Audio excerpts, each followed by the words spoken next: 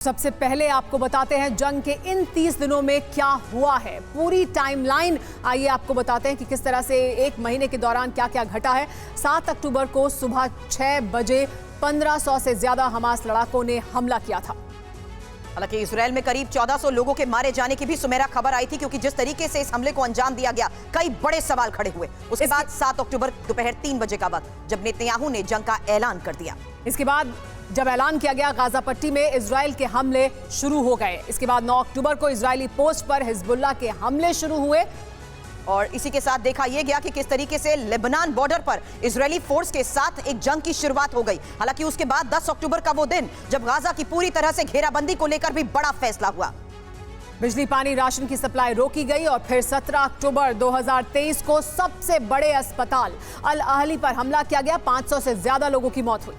हालांकि 18 अक्टूबर 2023 जब Joe Biden Israel पहुंचे, जिसकी एक्सक्लूसिव तस्वीरें टीवी9 भारतवर्ष ने दिखाई और नेतन्याहू को पूरी मदद का जो भरोसा दिया गया है, वही एक सबसे बड़ा संकेत था कि इजराइल के साथ किस तरीके से अमेरिका हर स्तर पर खड़ा हुआ है। सुमेरा, इसके बाद 30 अक्टूबर 2023 को नेतन्याहू ने दूसरे चरण का ऐलान कर दिया। दूसरे चरण की जंग का ऐलान करने के बाद इजरायली फोर्स का ग्राउंड ऑपरेशन शुरू हो गया।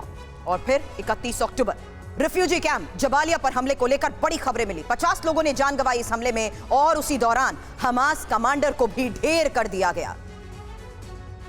5 नवंबर को आईडीएफ ने दावा किया कि गाजा को 2 हिस्सों में बांटा जाएगा। 2 हिस्सों में बांटने के बाद अधिकांश हिस्सों पर कब्जे का दावा भी इजरायली डिफेंस फोर्स द्वारा किया गया। एक और बड़ी खबर जो इस वक्त आ रही है, ये वो आपको बता दें। इस वक्त जो युद्ध के मैदान से बड़ी खबर आ रही है, आपको दिखाते हैं। गाजा पर आईडीएफ के हमले को लेकर क्या है बड़ी जानकारी। गाजा पर अब तक 23,000 टन बारूदी बारिश की गई है।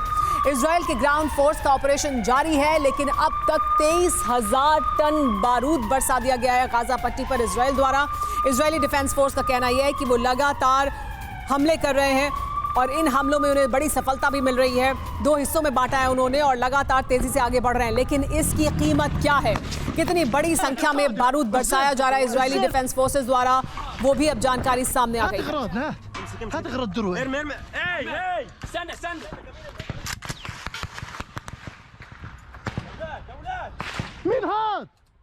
तो गाजा में आईडीएफ जिस तरीके से कार्रवाई कर रहा है, गाजा में विनाश का दिल दहला देने वाला आंकड़ा भी अब हम आपके सामने रखेंगे, क्योंकि युद्ध को जिस तरीके से 1 महीना हो रहा है, 1 महीने में गाजा पर इजरायली सेना 23,000 टन बारूद बरसा चुकी है। ये सबसे बड़ी खबर है। यानी हर दिन गाजा पर औसतन 742 टन बारूद बरस रहा है। हालांकि इस लिहाज से इजराइल हर घंटे, एक बार फिर से सुनिए, इस लिहाज से इजराइल हर घंटे 31 टन बारूद से प्रहार कर रहा है। और अगर 1 मिनट के लिहाज से भी इस आंकड़े को समझे तो हर मिनट 500 किलो बारूद की बारिश की जा रही है। और जिस तरीके से ये विध्वंसक वार हो रहे हैं, सुमेरा, आज इस कॉन्क्लेव के जरिए हम यही जानने और समझने की एक्सपर्ट्स के साथ कोशिश करेंगे कि आखिर युद्ध के इस हालात में क्या बड़े संकेत मिल रहे हैं, क्योंकि इजराइल पहले दिन से ये बात कह रहा है कि वो सिर्फ और सिर्फ हमास का खात्मा करना चाहता है। सुमेरा जी, और हमारे साथ खास मेहमान जुड़ गए हैं जिनसे हम बात करेंगे। हमारे साथ स्टूडियो में मौजूद है एयर कॉमोडोर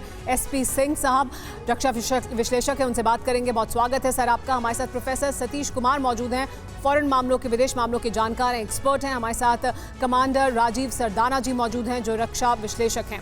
राजीव सरदाना जी, बड़ा सवाल ये है कि ये अब 1 महीना पूरा होने के बाद हम देख रहे हैं कि इजरायली डिफेंस फोर्स का कहना है कि वो बड़ी संख्या में आगे बढ़े हैं, उन्हें बड़ी सफलता मिली है और वो दिखा भी रहे हैं, बता भी रहे हैं कि कितनी सफलता उन्हें मिली है। लेकिन उसकी कीमत यह है कि बड़ी संख्या में उन्होंने बारूद बरसाया है। कीमत यह है कि 10,000 से ज़्यादा लोग मारे गए हैं। कहाँ अब ये खत्म होता हुआ दिखाई दे रहा है? कि क्या नियर फ्यूचर में खत्म होता दिखाई दे रहा है या लंबा ही चलेगा? देखिए, ये तब तक नहीं खत्म होगा जब तक हमास का पूरा इंफ्रास्ट्रक्चर नहीं खत्म हो जाएगा। भले ही नाम बदल जाए हमास का आज के बाद, कुछ समय के बाद, लेकिन इस समय आईडीएफ जो है, इजरायली सेना जो है, हमास का कोई भी आतंकी इंफ्रास्ट्रक्चर को नहीं छोड़ेगी कि अगले वो 50 या 100 साल तक खड़े भी हो पाए। तो मुझे नहीं लगता इतनी जल्दी से खत्म होगा जब तक उनकी कैपेबिलिटी किसी भी नाम से हो, किसी भी टेररिस्ट ग्रुप की नाम से हो, अगर वो जिंदा रहे, उनका इंफ्रास्ट्रक्चर खत्म कर देंगे, तब तक इजराइल नहीं रुकेगा। इसलिए चाहे कुछ समय, महीने लगे, चाहे साल भर लगे, ये तब नहीं रुकेंगे जब तक ये पूरा का पूरा इंफ्रास्ट्रक्चर, आतंक का नष्ट नहीं कर देते।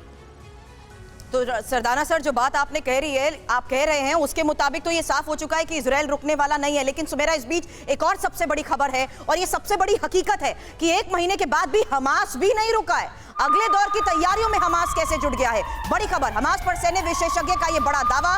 सैन्य विशेषज्ञ सिनबेल की तरफ से हमास को लेकर ये दावा किया जा रहा है कि अगले दौर की तैयारियों में अब हमास जुट चुका है, यानी एक और सबसे बड़ा संकेत। हालांकि इजरायली सेना पर हमलों को लेकर जिस तरीके से अंजाम दिया जा रहा है, तस्वीरें जारी कर इजराइल को पहुंचाए जा रहे नुकसान के बड़े दावे हमास भी कर रहा है। हिट एंड रन की रणनीति पर हमास काम कर रहा है और ये एक और सबसे बड़ी हकीकत है। हालांकि प्रोफेसर सतीश, मैं इस पर आपसे जवाब चाहूंगी क्योंकि ये हकीकत दोनों तरफ से है, जहां दोनों ये कह चुके हैं कि खात्मा होकर रहेगा, लंबा युद्ध चलेगा, तैयारी पूरी है।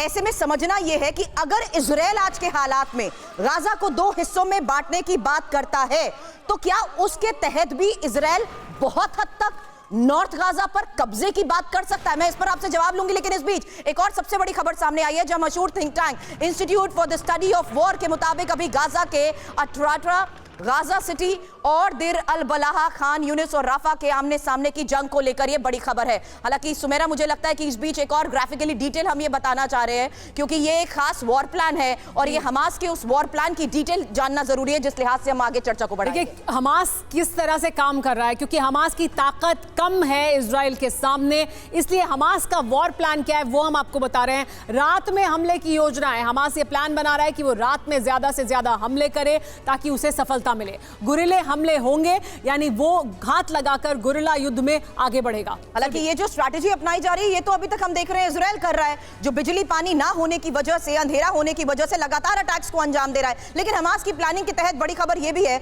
कि फिदाइन अटैक, बारूदी सुरंग और सभी रास्तों में आईडी को लेकर बड़े दावे किए जा रहे हैं और साथ ही ये भी कि मैनपैड से अटैक की ये योजना है। जी हाँ, मैनपैड से अटैक की योजना है। हिट एंड रन का प्लान भी है, यानी मारो और भागो, गुप्त ठिकानों से हमले किए जाएंगे, जानकारी मिल रही है। अंडरग्राउंड दस्ते तैयार किए गए हैं जो इजरायली डिफेंस फोर्स पर हमला करेंगे, यानी अब मुश्किल होगा। हमास का जो वॉर प्लान है वो ये है कि वो अपनी कम ताकत के साथ कैसे ज्यादा से ज्यादा नुकसान इजराइल को पहुंचाएं, इजरायली डिफेंस फोर्सेस को पहुंचाएं। लेकिन हमारे साथ जो मेहमान मौजूद हैं उनका रुख करते हैं। एसपी सिंह सर, ये जो वॉर प्लान है हमास का, और ये लगातार चिंता जाहिर भी की जा रही थी कि इजराइल के लिए बड़ी चुनौती यही होगी। जब वो एयर स्ट्राइक करेंगे वो कर सकते हैं क्योंकि वो उनकी कैपेबिलिटी है, लेकिन जब ग्राउंड पर आगे बढ़ेंगे तो उन्हें इस तरह के हमलों का सामना करना पड़ेगा। क्या ये उनके लिए मुश्किल होगा? क्योंकि हम ताकत के तौर पर बात करते हैं तो जाहिर सी बात है बड़ी ताकत है, लेकिन हम अमेरिका का वियतनाम में हाल देख चुके हैं। तो क्या मुश्किल है या आसान होगा? इजरायली डिफेंस फोर्सेस तबाह करते हुए आगे बढ़ जाएगी। देखिए, वियतनाम अमेरिका के युद्ध से इसको कंपेयर करना बहुत ही गलत होगा, बिकॉज वह सिचुएशन बहुत अलग अलग थी। आज ये जो है, ये जो हमास जो कर रहा है कि हिट एंड रन टैक्टिक्स अपनाएगा, ये बहुत पुरानी हो चुकी है, अब कोई नया नहीं है इसमें। और इजराइल जो है, मैं आपको एक बताना चाहता हूँ, बहुत ही कॉम्पिटेंट फोर्स है। वो उनको सब कुछ, ये पूरी उनकी प्रिपरेशन, उनको मालूम है कि उनको जो पैलेस्टीन के जो साथ खड़े टेररिस्ट ऑर्गेनाइजेशन हैं उनसे लड़ाई करनी है, उनके अपने सर्वाइवल की बात है, तो वो पूरी तरह से ट्रेंड है। इजराइल में आपको शायद मालूम है कि उनका हर नागरिक एक फौजी है। 18 साल की उम्र में उनको फौज ज्वाइन करना ही पड़ता है, तो वो सारे ट्रेंड है, चाहे वो सिविलियन का हो उनको यहाँ, चाहे फौजी का हो, सारे ट्रेंड है। उनको ये मालूम है, ये टैक्टिक्स बड़े अच्छे हैं। इतने टैक्टिक्स मालूम होने के बावजूद, इतनी ताकत होने के बावजूद, इतने हवाई हमले करने के बावजूद, इतना बारूद बरसाने के बावजूद अभी तक तो बहुत मुश्किल उन्हें भी हो रही है। इतना सब करने के 10,000 लोगों को मार दिया, फिर भी सफलता तो अभी तक नहीं मिली। ये देखिए, ये वॉर इस तरह की, आप मार कर, इमारतें तबाह कर तो सफलता हासिल करी, ये करना पड़ेगा। ये जो इंफ्रास्ट्रक्चर है, देखिए ओवर द ईयर्स बड़े प्लान करके हमास एक नाम है, एक्चुअली उसके पीछे ईरान की ताकत है। उन्होंने पूरी प्लानिंग करके देश की उनके सुविधा पूरी सारी दी हैं। इतने हजारों रॉकेट वहाँ पे लाके असेंबल करना, इंफ्रास्ट्रक्चर, सुरंगें खोलना, ये सब काम अकेला हमास एक इंडिविजुअल नहीं कर सकता। बलबूते ही हमास पहले दिन से ये दावे कर रहा है कि वो भी लंबी जंग के लिए तैयार है। नेतन्याहू का बेहद विस्फोटक बयान सामने आया और उसी आधार पर एक्सपर्ट्स के साथ भी चर्चा करेंगे, क्योंकि इस बयान के बहुत बड़े संकेत हैं। जहां नेतन्याहू ने कहा सभ्यता और बर्बरता के बीच जंग है, ये ईरान कर रहा है आतंकी गुट का नेतृत्व और विश्व को अंधकार में धकेलने की हो रही है कोशिश। तो ये एक और युद्ध के हालात के बीच में आज एक महीना पूरा होने के बाद नेतन्याहू का ये बड़ा स्टेटमेंट, हालांकि इस स्टेटमेंट का मतलब क्या है, मायने क्या है, इस बयान को देखते हुए भी इंफॉर्मेशन आपके सामने रखेंगे, क्योंकि नेतन्याहू ने फिर दोहराया है कि ईरान कर रहा है आतंकी गुट का नेतृत्व और सभ्यता और बर्बरता के बीच की ये जंग है। हालांकि अब एक खास जानकारी उसी बयान के आधार पर, क्योंकि जंग के जिस तरीके से एक महीने पूरे होने पर नेतन्याहू ने यह बयान दिया है, जाहिर सी बात है ये कोई सामान्य बात नहीं हो सकती है। नेतन्याहू ने जो कहा है उससे बहुत बड़े संकेत भी मिल रहे हैं, क्योंकि नेतन्याहू कह रहे हैं कि सभ्यता और बर्बरता के बीच की ये जंग है और इससे संकेत ये साफ है कि युद्ध विराम का उनका कोई इरादा नहीं है। सुमेरा। जी हाँ, नेतन्याहू के बयान में यह भी कहा गया कि ईरान कर रहा है आतंक के गुट का नेतृत्व। मतलब अब नेतन्याहू ईरान पर सीधे हमले से भी गुरेज नहीं कर रहे हैं। क्या ये बड़ा संकेत है? ये बड़ा सवाल है कि क्या अब ईरान पर सीधा हमला होगा। एक और बड़ा बयान जो उन्होंने दिया है उसमें उन्होंने कहा कि हिजबुल्लाह, हमास, हूती विनाश का हिस्सा है, यानी एक पूरा एक्सेस है, ये सभी विनाश का हिस्सा है। इसके संकेत क्या है? यानी कई मोर्चों पर युद्ध की तैयारी का इशारा क्या नेतन्याहू दे रहे हैं? कई मोर्चे उनके लिए तैयार हैं। मध्य पूर्व और दुनिया के सर्वनाश का प्लान है, ये बड़े प्लान का जिक्र कर रहे हैं, यानी सिर्फ अपने लिए नहीं लेकिन उससे आगे की बात कर रहे हैं। तो क्या मध्य पूर्व तक जाएगी ये प्रलय, यानी ये युद्ध सिर्फ यहीं तक सीमित नहीं रहेगा, क्या इसके आगे भी इसका दायरा बढ़ जाएगा? अंधकार में युग में ले जाने की कोशिश है। दरअसल सिर्फ ये हमला इजराइल पर है, इससे आगे की बात कर रहे हैं नेतन्याहू ये कहते हुए कि अंधकार में युग में ले जाने की कोशिश है। संकेत क्या है इसके? ये कि बड़ी तबाही का इशारा कर रहे हैं नेतन्याहू। हालांकि जो सवाल इस बीच खड़े हो रहे हैं उसके तहत ये समझना भी बहुत जरूरी है, क्योंकि आशंका तो ये भी है कि कहीं तीसरे विश्व युद्ध का आगाज मिडिल ईस्ट से तो नहीं हो जाएगा। पुतिन ने भी कहा कि सारे इजराइल विरोधी मिलकर अब अंधकारमय युग में ले जाने की कोशिश कर रहे हैं। ये बयान इसलिए भी इंपॉर्टेंट और उसी हालात पर ये सबसे बड़े सवाल कि क्या गाजा जंग में अब मध्य पूर्व भी जलेगा। दूसरा महत्वपूर्ण सवाल ये कि क्या ईरान के खिलाफ इजराइल बड़ा प्लान कर रहा है। तीसरी महत्वपूर्ण बात यह कि क्या नेतन्याहू का बयान विश्व युद्ध 3 का ट्रिगर साबित होगा, क्योंकि क्या इजराइल एक साथ कई मोर्चे पर जंग के लिए पूरी तरीके से तैयार है। और प्रोफेसर सतीश, यही समझना आज के हालात में जरूरी है, क्योंकि इस बयानबाजी के जरिए बहुत बड़े संकेत तो मिल जाते हैं, लेकिन ईरान जो खुले तौर पर तो इस युद्ध का हिस्सा नहीं है, लेकिन अपने वायलेंस नॉन स्टेट एक्टर्स के जरिए वो जो भूमिका इस हालात में निभा रहा है, सवालों के घेरे में सिर्फ और सिर्फ ईरान। बिल्कुल सुरभि, प्रत्यक्ष रूप से ईरान की शक्ति इस युद्ध में दिखाई दे रही है, लेकिन प्रत्यक्ष रूप से नहीं। लेकिन हमास के स्ट्रक्चर को समझना भी जरूरी है। देखिए, हमास की उत्पत्ति 80s के दशक में हुई है और इसको उत्पन्न करने वाला और दूसरा कोई नहीं बल्कि इजराइल और अमेरिका ही है। पीएलओ को दबाने के लिए एक नए विंग की शुरुआत की गई और हमास के 3 स्ट्रक्चर हैं। एक मिलिट्री स्ट्रक्चर है, एक पॉलिटिकल स्ट्रक्चर है और एक सोशल स्ट्रक्चर है। आप मिलिट्री स्ट्रक्चर को खत्म कर सकते हैं, लेकिन सोशल स्ट्रक्चर को खत्म करना उतना आसान नहीं है। इस कॉन्फ्लिक्ट के बाद जितने भी पिछला जब चुनाव हुआ था उसमें 60% करीब मत मिले थे हमास को फतह के अगेंस्ट में। आज अगर चुनाव हो तो पूरी तरह से फिलिस्तीन के जितने भी जनता है वो हमास के साथ जाएंगे। तो इसलिए ये चुनौतियां इजराइल के लिए भी और तमाम जो इजराइल को सपोर्ट कर रहे हैं उनके लिए भी है, क्योंकि ये कॉन्फ्लिक्ट अपने आप में कॉन्फ्लिक्ट हो रहा है। ईरान सहित लेबनान, जॉर्डन, जितने भी इस्लामिक देश हैं, 67 की लड़ाई में उन्होंने साथ दिया था, 71 की लड़ाई में साथ दिया था, बाद में जितने भी कॉन्फ्लिक्ट हुए उसमें साथ दिया था। तो इस बात की पूरी उम्मीद है कि इस्लामिक देश प्रत्यक्ष या अप्रत्यक्ष रूप से यही, लेकिन बड़ा सवाल भी है सतीश जी, और ये बड़ी चिंता भी है कि ये इससे बाहर अगर दायरा फैलता है तो फिर ये दुनिया के लिए और बड़ी चिंता की बात होगी। और अमेरिका कोशिश यही कर रहा है कि ये एस्केलेट ना करे, यानी इसका दायरा इससे बाहर ना निकले लगातार। इस पर और बात करेंगे, लेकिन इस बीच एक और बड़ी खबर बता देते हैं। छोटे रणनीतिक विराम को तैयार है नेतन्याहू। ये बड़ा बयान है, बड़ा संकेत है। इजरायली पीएम ने बहुत बड़ा बयान दिया है, कहा है कि बंधक छोड़ने तक सीज फायर नहीं होगा, यानी अगर बंधक छोड़ते हैं तो सीज फायर की तरफ शायद आगे बढ़ने की बात कर रहे हैं नेतन्याहू। अनिश्चित काल तक गाजा की सुरक्षा का जिम्मा है, बंधक छोड़ने तक सीज फायर नहीं, यानी अगर बंधक छोड़ेंगे तो सीज फायर की बात हो सकती है। अनिश्चित काल तक गाजा की सुरक्षा का जिम्मा है। और इजराइल में हमले के 1 महीने बाद विध्वंस की जो तस्वीरें सामने आ रही है उसमें नोवा म्यूजिक फेस्टिवल वाली जगह पर दिखी सैकड़ों गाड़ियों की एक तस्वीर अब आपके सामने होगी, क्योंकि इन गाड़ियों को देखकर अंदाजा लगाइए कि आखिर जिस स्तर पर इस हमले को अंजाम दिया गया है कितना नुकसान पहुंचा है। ये पूरी तरह से क्षतिग्रस्त हो चुकी उस वक्त मौजूद गाड़ियों की तस्वीर आपको दिखा रहे हैं। हालांकि ड्रोन कैमरे से ली गई इन तस्वीरों के जरिए उस भयावह स्थिति का अंदाजा लगाइए, जहां देखिए किस तरीके से 7 अक्टूबर को इस हादसे में ज्यादातर गाड़ियां, सब कुछ जलकर खाक हो गया, सब कुछ तबाह हो गया। और यही वजह है कि 1 महीने बाद भी हर रोज 7 अक्टूबर की नई नई तस्वीरें सामने आ रही हैं, जिसमें ड्रोन कैमरे से ली गई ये उस वक्त की तस्वीर है जहां फेस्टिवल के दौरान मौजूद पार्किंग में खड़ी गाड़ियां किस तरीके से जलकर इस हमले में खाक हो गई और सब कुछ तबाह हो गया।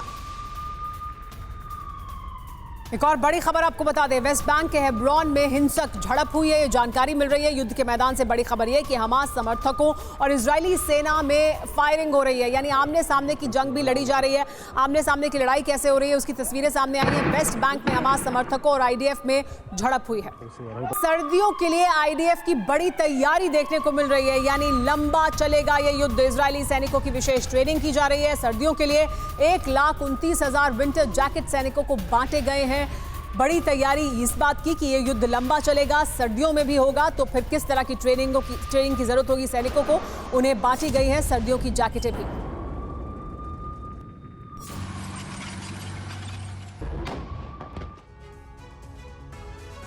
और आइए अब आपको ग्राफिक्स के जरिए समझाते हैं कि कैसे इजराइल अपने सैनिकों को ठंड में लड़ने के लिए तैयार कर रहा है, यानी एक लंबी जंग के लिए अपने आप को तैयार कर रहा है इजराइल। आपको बता दें कि 1948 में इजरायली सेना के पास ठंड में लड़ने का कोई अनुभव नहीं था, लेकिन अब ऐसा नहीं है, अब तैयारी पूरी है। इजराइल पहले ही अपनी सेना को ठंड में लड़ने के लिए तैयार कर रहा है और इसके लिए वो उनकी ट्रेनिंग भी कर रहा है, उन्हें जैकेट और तमाम साजो सामान भी मुहैया करा रहा है ताकि वो दुश्मन को नेस्तनाबूद कर सके। सीमा पर सैनिकों की खास तैयारी की गई है आईडीएफ द्वारा, इजरायली डिफेंस फोर्स द्वारा, ताकि सर्दियों के हालात में भी किस तरह से निपटा जाए, इसके लिए वो पूरी तरह से तैयार रहें। इजरायली सैनिकों की विशेष ट्रेनिंग भी की जा रही है। बड़ी खबर इस बीच ये भी आई है कि ट्रेनिंग को देखते हुए 1,29,000 विंटर जैकेट्स भी अब सैनिकों को बांट दी गई हैं। बदलते हालात के बीच, बदलते मौसम के बीच कैसी रणनीति अपनाई जा रही है उसी का ये सबूत है, क्योंकि 3,69,000 गर्म बैग सैनिकों को सौंपे जाने को लेकर भी बड़े दावे किए जा रहे हैं। ऐसे में युद्ध के इस बदलते हालात के बीच हम चर्चा ये कर रहे हैं कि 1 महीने के बाद भी किस तरीके की स्थिति को निपटने के तहत आईडीएफ की तरफ से ये बड़ी तैयारी मानी जा सकती है। लेकिन सरदाना सर, बदलते मौसम के साथ बदलती रणनीति को लेकर जो हम चर्चा कर रहे हैं उसमें ये तो साफ हो चुका है कि आईडीएफ गाजा को 2 हिस्सों में बांटने की बात कर रहा है, टारगेट अटैक कर रहा है, सुरंगों के नजदीक पहुंच रहा है, लेकिन बंधकों तक क्या वो पहुंच पाएगा, ये एक बड़ा सवाल है। देखिए, बंधकों तक अभी तक अगर पहुंचना होता तो पहुंच जाते। ये ये दर्शाता है कि हमास बंधकों को नहीं छोड़ने वाला, और मेरा अनुमान है कि ये 1400 का आंकड़ा 1650 में बदल जाएगा और शायद इजराइल को ये अपने 250 बंधक खोने पड़ेंगे। लेकिन उसकी इतनी भारी कीमत हमास चुकाएगा कि इनके जितने 5000 किलोमीटर की सुरंग है, एक सुरंग नहीं बचेगी। जितने इनके आतंकी हैं उसी के अंदर दफन हो जाएंगे। तो मेरा मानना यह है जितना हमास अटैक करेगा उतना ही अपने लोगों के लिए मुसीबत खड़ी करेगा। बिल्कुल सही कह रहे हैं। लेकिन Sumera, if you allow me, मेरे को प्रोफेसर सतीश आपसे एक चीज समझनी है नेतन्याहू के बयान के आधार पर। अमेरिका ने कहा पॉज कर दीजिए, इजराइल राजी नहीं हुआ, सीज फायर मुमकिन ही नहीं, नेतन्याहू बार बार कह रहे हैं। लेकिन आज के इस स्टेटमेंट को जो हमने नेतन्याहू की बात सुनी, उसमें आपको लगता है कि बंधकों को देखते हुए ही वो विराम की सोच सकते हैं? क्योंकि 3 से 4 घंटे का वो जो सेफ कॉरिडोर भी खोलते हैं, वो भी एक बड़ा संकेत था कि जिस तरीके से ह्यूमैनिटेरियन ग्राउंड पर नुकसान हो रहा है, वो लोग इसकी जद में ना आए, उसको देखते हुए इजराइल भी अब फैसले ले रहा है। क्या ये मुमकिन है? हो सकता है, वो रेफरेंसेस अगर हो सकता है कि इस अत्यंत प्रतिकूल परिस्थिति में युद्ध विराम एक साधन बन सकता है कि अपने वो बंधकों को छुड़ाने में सफल हो। लेकिन वो डिक्लेयर रूप में कभी भी नेतन्याहू नहीं कह सकते ऐसा कि युद्ध विराम हो, क्योंकि जिस तरीके की परिस्थिति इजराइल में उत्पन्न हुई है, क्योंकि ये एक माइनॉरिटी गवर्नमेंट है, उनसे चूक हुई है जो जिसके मामले में पूरी दुनिया जानती है कि इजराइल का जो तंत्र है, इंटेलिजेंस है, वो कितना मजबूत है। तो इन तमाम चीजों को देखते हुए चुनाव नजदीक है, तो डिक्लेयर रूप में वो कभी नहीं कह सकते हैं कि युद्ध विराम ये तो सतीश जी कहा ही जा रहा है कि इस युद्ध से किसी को नुकसान हो, किसी को फायदा हो, नेतन्याहू को फायदा नहीं होगा। जब ये खत्म होगा तो नेतन्याहू की जवाबदेही जरूर होगी, क्योंकि जनता अभी जरूर उनके साथ खड़ी है, क्योंकि एक बड़ा युद्ध वो लड़ रहे हैं, लेकिन उसके बाद नेतन्याहू के लिए मुश्किलें होंगी और ये नेतन्याहू को मालूम है। अभी फिलहाल आपको 4 तस्वीरें हम दिखाने जा रहे हैं, जिसमें आपको गाजा जंग में विध्वंस की पूरी कहानी का अब तक का सार हम दे रहे हैं, पूरी तस्वीर बयान कर रहे हैं। देखिए किस तरह से 7 अक्टूबर को शुरुआत हुई, हमला किया गया इजराइल पर, हमास ने बेहद क्रूर हमला किया। 1450 बेगुनाह इजरायलियों की बेरहमी से हत्या कर दी गई और यहां से बंधकों को ले जाया गया। इसके बाद दूसरी तस्वीर देखिए, 7 अक्टूबर को हमास के हमले के बाद इजराइल ने गाजा पर बारूदी बौछार कर दी। वो बौछार अब तक जारी है। 1 महीने के बाद भी गाजा में हमास के ठिकानों पर ताबड़तोड़ एयर स्ट्राइक की गई। एक के बाद एक तमाम ठिकानों को तबाह किया गया। और सीरिया में अमेरिकी बेस को एक बार फिर से टारगेट किया गया है। इस वक्त एक और सबसे बड़ी खबर है, जहां इराक में अमेरिकी बेस पर हमले को लेकर एक और बड़ी खबर आई है। आपको बता दें, 4 अमेरिकी सैन्य ठिकानों पर अटैक को लेकर ये बड़ी खबर है, क्योंकि अमेरिकी बेस पर 38 बार हमले हो चुके हैं और ये अब स्टेटमेंट पेंटागन की तरफ से भी आया है। तो जिस तरीके से लगातार अमेरिका के सैन्य बेस को टारगेट किया जा रहा है, पेंटागन की तरफ से आए बड़े बयान को लेकर सबसे बड़ी खबर ये कि अमेरिकी बेस पर 38 बार हमले हुए हैं। 46 अमेरिकी जवान हमले में घायल भी बताए जा रहे हैं और ये उन हमलों का नतीजा है जहां देख रहे हैं कि किस तरीके से 4 अमेरिकी सैन्य ठिकानों पर अटैक हो चुका है और इराक में एक बार फिर से अमेरिकी बेस को किया गया है टारगेट। इजराइल पर फतेह 110 मिसाइल से हमले को लेकर अगली बड़ी खबर, जहां इराकी रेजिस्टेंस फोर्स ने इसे इस्तेमाल किया है। इजरायली फोर्स की मुश्किलें किस तरीके से अब बढ़ती जा रही हैं, उसकी एक और तस्वीर आपके सामने, क्योंकि आपको बता दें हिजबुल्लाह के पास भी फतेह 110 मिसाइल है और अमेरिका की पैट्रियट एयर डिफेंस पर कर सकती है इसे इंटरसेप्ट। लेकिन फतह 110 मिसाइल जिसकी हम बात कर रहे हैं, ये कितनी खतरनाक है, किसकी ताकत किस तरह की आई है वो भी आपको बता दें। कितनी खतरनाक है, इसकी रेंज पहले समझिए। इसकी रेंज है 300 किलोमीटर और इसकी स्पीड है 3704 किलोमीटर प्रति घंटे की रफ्तार से ये आगे बढ़ सकती है। इसकी लंबाई 8.86 मीटर है। फतेह 110 मिसाइल की ताकत किस तरह की है उसकी हम वजह बता रहे हैं आपको। हालांकि इसके वजन की बात करें तो 3450 किलो है, वॉर 500 किलो और साथ ही सटीक 10 मीटर निशाना लगाने में ये सक्षम है। लेकिन सिंह सर, एक क्विक रिएक्शन में आपका चाहूंगी, क्योंकि जिस तरीके से यहाँ पर मिसाइल्स का इस्तेमाल हो रहा है, ये साफ है कि तस्वीरें जारी करते हुए अपने युद्ध की तैयारी का ये सबसे बड़ा संकेत देते हैं, क्योंकि ईरान की भले ये मिसाइल हो, लेकिन है तो हिजबुल्लाह के पास भी, जिसका इस्तेमाल वो कर सकता है। सिंह साहब, इसमें मैं भी अपना एक सवाल जोड़ देती हूँ। सर, 1 महीना हो गया, हम 1 महीने के बाद ये देख रहे हैं कि ये युद्ध शांत होने की बजाय या किसी निर्णय की तरफ पहुंचने की बजाय और विध्वंसक हुआ है। क्या ये हमारे दर्शकों के लिए सीधी भाषा में बताइए, और विध्वंसक होगा, इसका दायरा और बढ़ेगा? ये सबसे बड़ी चिंता है। बिल्कुल, जैसे अभी बाकी पैनल ने बताया, पहले मैं आपकी बात का जवाब देता हूँ। युद्ध जो है इसका एम देखिए क्या है। एक हमेशा चीज़ होती है, जब भी कोई आर्मी या कोई फोर्स जो युद्ध करती है तो उसका एक पर्टिकुलर एम होता है। उस एम को मेंटेन करने के लिए युद्ध की तारीख तय नहीं कर सकते। जब तक होगा नहीं एम अचीव नहीं होगा नहीं। यह एम जो है इजराइल का समय क्या है, उन्होंने बोला कि पूरे हम हमास को मिटा देंगे। जो अटैक हुआ 7 अक्टूबर, उसके रिटेलिएशन में उन्होंने बोला पूरे हमास को जब तक मिटा नहीं देंगे युद्ध रुकेगा नहीं। तो जो सदाना सर ने बताया था आपको कि ये युद्ध चलता रहेगा जब तक हमास की पूरी इंफ्रास्ट्रक्चर, हमास के टेररिस्ट और विध्वंसक होगा, और विध्वंसक होगा। बहुत शुक्रिया आप सबका हमारे साथ जुड़ने के लिए।